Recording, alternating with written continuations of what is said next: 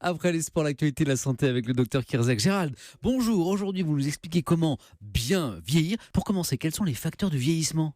Bonjour, ils sont multiples ces facteurs du vieillissement. Il y a des facteurs génétiques, on n'y peut pas grand-chose. Il y a des familles de centenaires par exemple, et puis il y a des facteurs épigénétiques. Et c'est là où c'est intéressant, parce que c'est notre mode de vie, c'est l'environnement qui va modifier, qui va exprimer tel ou tel gène. Ça veut dire quoi? Ça veut dire que bien vieillir, ça se prépare, ça s'anticipe tout au long de la vie, avec des facteurs alimentaires, des facteurs toxiques. Évidemment, le tabac, l'alimentation vont jouer un rôle dans un sens ou dans un autre. L'activité physique, mais ça va aussi jusqu'à la gestion du stress ou la prévention des problèmes héréditaire. Par exemple, si on sait qu'on a certains problèmes de santé dans la famille, bien le dépistage va avoir un impact positif. Le fait de dépister certaines maladies va permettre de les contrer et d'éviter ce vieillissement et cette oxydation du corps qui le fait vieillir plus vite. Et Gérald, qu'est-ce qu'on peut faire au quotidien? Je suis sûr que ceux qui nous écoutent se posent la question pour retarder le vieillissement de son corps. Plein de choses. Et j'allais dire, la première étape, c'est déjà d'en avoir conscience. Et d'en avoir conscience dans chaque activité. Allez, je vous donne 3 types d'activités. 1, l'alimentation. Quand on dit 5 fruits et légumes par jour,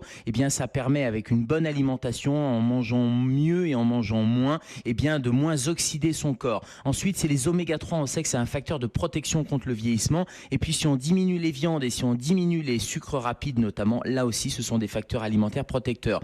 Deuxième activité, c'est l'activité physique, justement. Les fameux 10 000 pas par jour, on a tous sur nos smartphones ou on a tous des petits podomètres qui vont permettre de voir qu'on marche, qu'on fait une activité physique, on prend les escaliers plutôt que l'ascenseur, là aussi c'est important. Et puis ensuite c'est de prévenir l'hypertension artérielle, le diabète. Et bien voilà, dans ces 3 domaines, ça permet de lutter contre le vieillissement. Et vieillir, c'est bien sûr aussi dans la tête. Comment peut-on protéger sa mémoire? Oui, même si c'est pas un muscle, on peut muscler avec la neuroplasticité, on peut muscler son cerveau quand même, tout simplement avec la poésie ou en retenant les numéros de téléphone ou en faisant des comptes à rebours. Tout ça, c'est tout bête, mais ça permet vraiment d'améliorer sa mémoire et son cerveau. Allez, le conseil santé du jour, c'est un proverbe chinois, c'est chaque coup de colère, ça donne un coup de vieux, mais chaque sourire, ça donne un coup de jeune. Joli proverbe. Merci docteur Kierzek. On vous retrouve à 10h bien sûr dans Allo Europe 1 avec Thomas Touroud.